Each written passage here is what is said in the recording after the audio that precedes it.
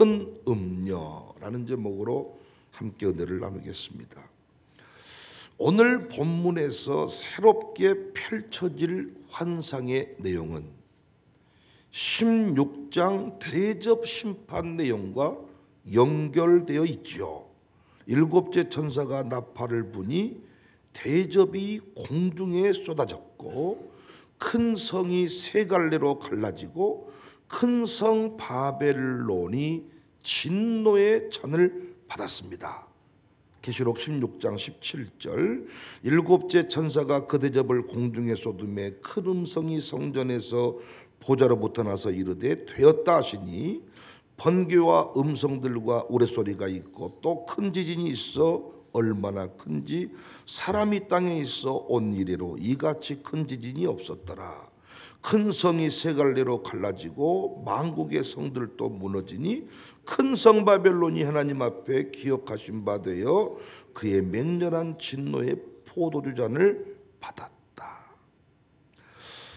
음녀가 나옵니다. 오늘 본문에 보면 연결되어 있습니다. 16장의 대접 심판과 연결되어 있는데 음녀가 심판을 받는데요. 음녀가 누굽니까? 음녀는 요한 당시에는 로마를 중심으로 한 이 세상 나라를 말한다 그랬죠. 이 시대 음녀는 누굽니까? 이 시대 음녀 적그리스도를 중심으로 한 세상 나라 그랬는데 아직 우리 앞에 적그리스도다 하면서 나타난 사람은 없어요.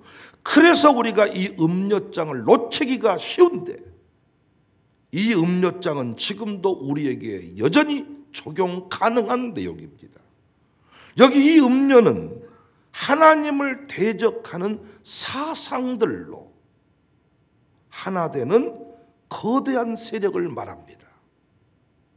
마지막 때 세상은 철저히 종교화됩니다. 무신론자가 많아진 게 아니라 비신자가 많아집니다. 다 나름대로의 신앙을 가지고 살아가요. 여러분, 동성애 같은 죄악이 우연히 어느 날 뚝딱 만들어진 죄입니까?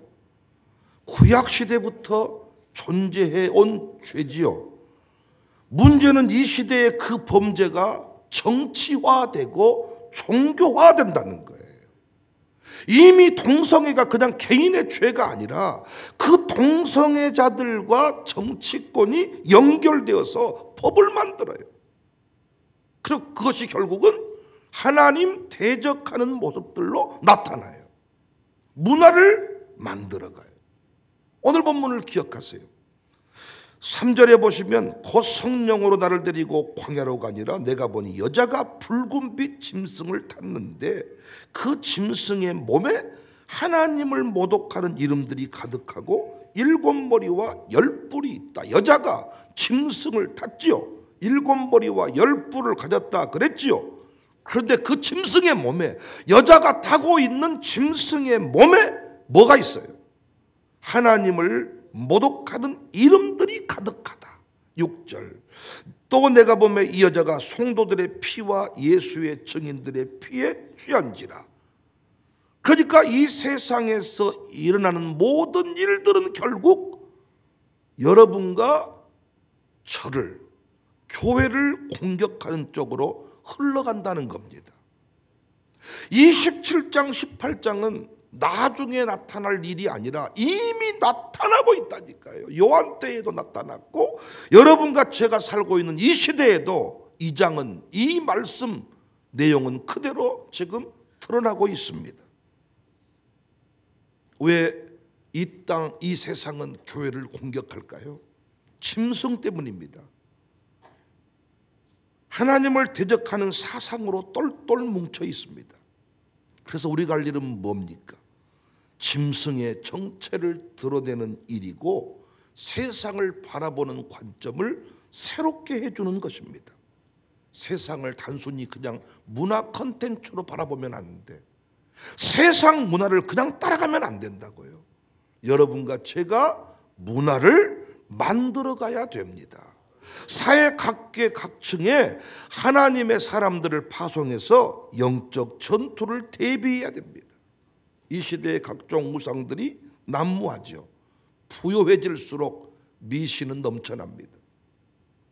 웃기지 않습니까?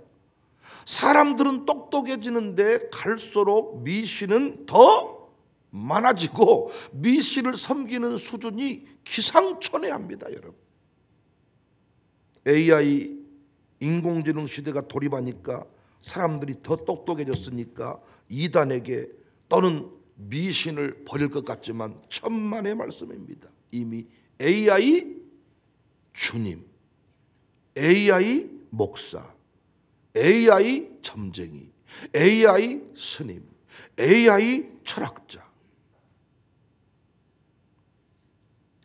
정치인들 뒤에 주술사, 점쟁이들이 진을 치고 있습니다. 요즘 무당들이 유튜버로 활동을 합니다. 이제는 이것이 문화다. 누구나 다 신년 새해가 되면 점 보고 산다. 타투인가 튜탄가 하여튼 뭐 그 있잖아요. 애들이 점쟁이한테 가서 내년 운세를 보는 거. 이것이 문화다. 아니 이단들을 보시면 기상천외하잖아요. 그 방법이.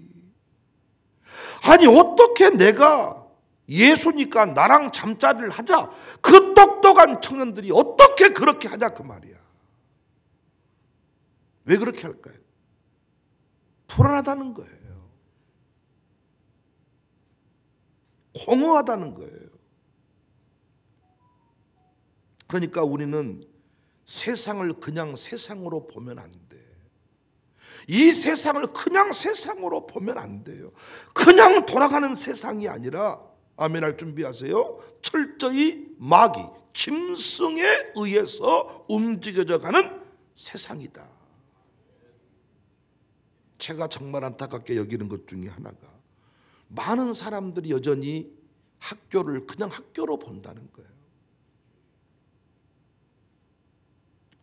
교회들마다 학교를 샬롬 스쿨을 세우고자 할 때 어른 장로님들이, 어른 권사님들이 하시는 말씀이, 아니 공부는 학교에서 하는 거지 무슨 교회가 학교를 하냐요. 이 싸움이 너무 큰 싸움이야. 그냥 학교에 보내면 되지 뭘 교회에서 이 난리를 피우냐는 거야. 학교를 뭘로 보고 있어요? 학교를 뭘로 보고 있어요? 학교를 학교로 보고 있는 거죠. 학교를 학교로 보면 돼요, 안 돼요?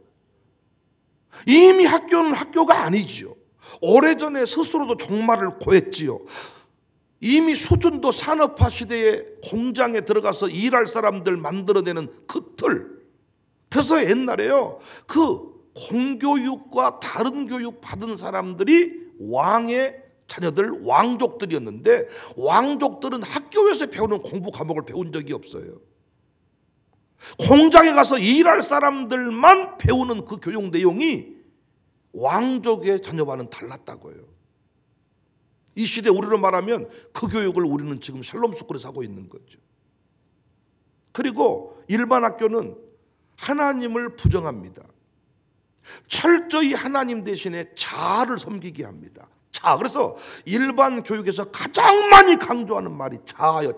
자아 성찰, 자아, 내 자아. 그래서 내가 하고 싶은 대로, 내 뜻대로, 내 마음대로 내가 원하는 자리에 가도록 교육을 합니다. 근데 성경은, 기독교 교육은 자아를 부셔버립니다. 자아를 파쇄해버립니다. 교회 안에서 직분자가 되기 위해 첫 번째 자격 요건이 뭐냐? 전남대학교 졸업장 가져오는 게 아니라 자아를 부정하는 거예요. 자기를 부인하는 거예요. 남편이 아내의 말을 성경보다 신뢰하지 않는 거예요. 아내가 자신 남편의 말을 성경보다 신뢰하지 않는 거예요. 세상은 다릅니다. 학교는 다릅니다. 내 뜻, 나를 즐겁게, 나를 섬겨라. 요즘 젊은이들에게 희생이란 단어가 가능이나 합니까? 요즘 젊은이들 그것이 공무원 세계든 일반 회사든 공장이든 교회든 희생이라는 게 가능하냐고요. 양보가 가능합니까? 무엇 때문입니까? 일반 학교 교육 때문입니다. 양보하면 너만 바보다.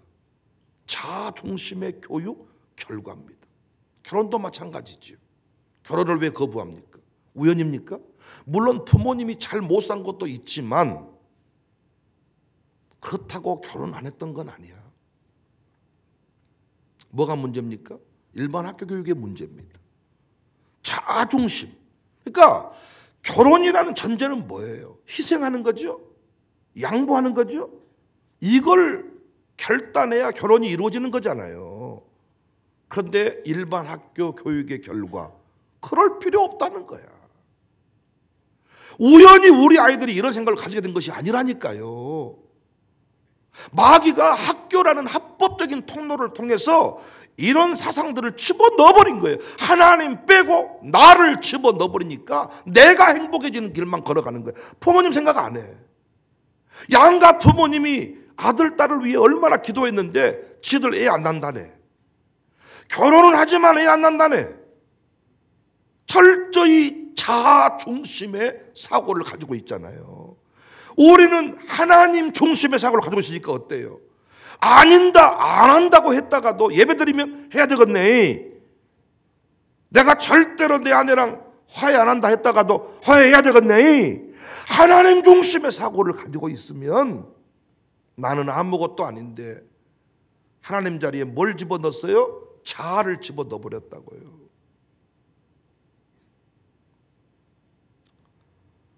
이 사상이 발전하니까 국가를 부정하게 돼요. 대통령이 뭔 말해도 내가 중심이야. 아무리 합법적인 증거를 들이대도 내가 보고 싶은 대로 보는 거예요. 신앙생활도 무섭더라고요. 설교를 1000편을 들어도 안 바뀌어. 내가 듣고 싶은 대로 들어버리는 거예요. 하물며 교회이겠습니까? 어린이를 어린이로 보니까 문제죠. 태어날 때부터 뱀물을 토하고 이 아이를 용이 삼키려고 했다. 이걸 못 보니까. 어린아이인데, 아직 어린데, 아직 핏덩이인데, 아직 뱃속에 있는데 소홀히 다루는 거죠. 근데 우리는 어린이를 어린이로 보지 않습니다. 훈련받아야 될 가능성을 가지고 태어난 하나님의 사람일 뿐입니다. 그대로 두면 마귀짓거리 합니다. 그 아이를 데리고 피 튀기는 훈련을 해야만 하나님의 용사로 설 수 있음을 우리는 알고 있습니다. 조금 다른 이야기일 수 있지만 이 시대 시민단체를 그냥 시민단체로 보면 큰일 나죠. 이 시대에 활동하는 모든 시민단체 뒤에는 돈을 대주고 사상을 공급해주는 뒷배가 있습니다. 이단 교주들도 이 정치권과 연결이 되어 있습니다. 특히 광주에 사는 우리들은 정신을 차려야 돼요. 선동을 당하면 안 돼요. 우리나라는요, 우리 광주는요, 민주주의 얘기만 하면 다 흔들려 버리는데 정신 똑바로 차려야 돼요. 감정으로 흘러가면 안 되고 어떤 정치인이든지 간에 성경에 위배되면 그는 마귀에게 이미 붙들려 있는 거예요. 계시록 18장 4절에 또 내가 들으니 하늘로부터 다른 음성이 나서 이르되 내 백성아 거기서 나와. 내 백성아 거기서 나와 그의 죄에 참여하지 말고 그가 받을 재앙들을 받지 마라. 성경대로 정치하는 사람인지 기독교적 세계관 위에 든든히 서 있는 사람인지를 정확하게 살피고 교회를 공격한 사람이 있는가 우리가 살펴야 되는데, 나랑 친한 사람이 전화 한 통하면 찍어주더라고요. 어이 누구 꼭 찍어서 찍어줄게. 이번에 그 사람이 해주면 도로 깔아준다 그럴 그 사람 찍어야 쓰겠대. 그 사람이 해야 이번에 그린벨트가 풀린다니까. 내게 유익이 되는 정책을 가지고 나오면 찍어주고 아니면 안 찍어주는 게 아니라, 여러분 진짜 아멘 좀 하세요. 성경에 입에된 얘기를 하는 사람은 찍으면 안 된다. 내 사촌이도 찍으면 안 된다니까요. 우리 동네는 상대방 후보로 없으니까 기권해야 다 기권. 그래서 우리는 어떤 지금 내년에 총선을 준비할 때도 그 사람의 정책을 살펴. 정책을. 교회 폐쇄법, 호수차별법 사인한 사람은 어떤 일이 있어도 다시 재공천하게 하면 안 됩니다. 학교를 학교로 보고 정치인을 그냥 정치인으로 보니까, 내 사촌 형님으로 보니까, 내 이모부로 보니까, 정치인 중에 이모부면 무조건 찍는 거야. 밀어줘. 누구 이번에 기호 2번, 기호 3번, 기호 1번. 이게 아니라고. 정치인이 되는 순간 마귀가 그를 그냥 두지 않는다고요. 하는 말을 들어봐야 돼. 하는 말. 우리 공부했잖아요. 용처럼 말을 하더라. 하는 말을 들어봐야 돼. 그가 만들어낸 법안을 봐야 돼. 판사는 그가 내린 판결문을 읽어봐야 돼. 목사는 설교를 들어봐야 돼. 여러분은 카페에서 하는 소리를 들어봐야 돼. 카페에서 하는 소리. 제1호의 이디야 카페에서 하는 소리. 그게 여러분 진짜예요. 그게. 저는 설교를 들어봐야 돼. 정치인은 만든 법안을 읽어봐야 돼.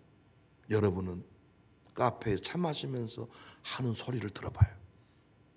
그래서 카페에서 일하신 분들이 시험에 많이 드는 이유가 평상시와 다른 이야기를 많이 듣는다는 것.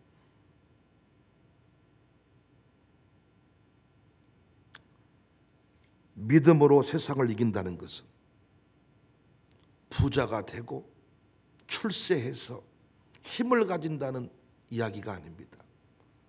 믿음으로 세상을 이긴다는 것은 세상이 던진 미끼에 우리가 함부로 속지 않는다는 거예요.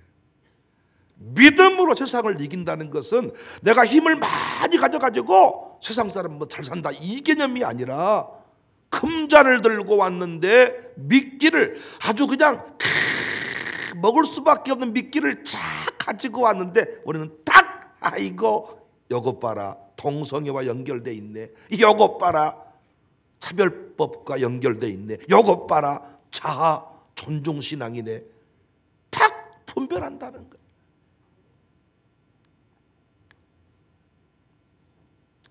자녀 교육 때문에 이사를 결정했다. 쉽겠습니까? 돈이 있어도 어렵습니다, 여러분. 자녀들을 믿음으로 세우는 게 쉽습니까? 어렵습니다. 방학 딱 하면 그때부터 또 느슨해집니다. 새벽 농사로 세우는 일이 쉽지 않다고요. 해보면 알겠지만은 무엇인가가 붙들고 있어. 우리가 장난칠 때 어떤 사람들이